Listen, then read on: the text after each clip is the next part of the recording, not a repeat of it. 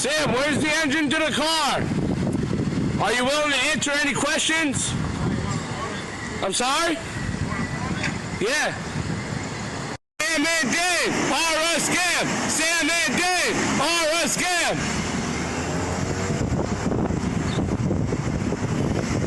That one's legal, baby.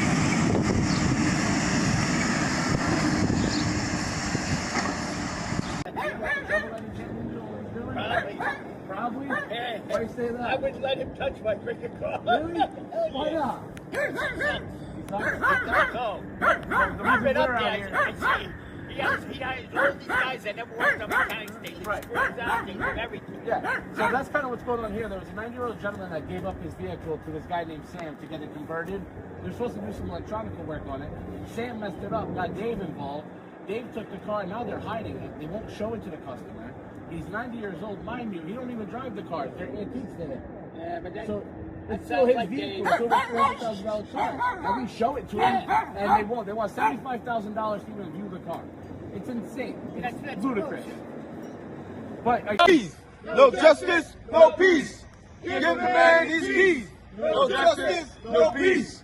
Give the man his keys. No justice, no peace. Give the man his keys. No justice, no peace. Give the man his keys. No justice, no peace.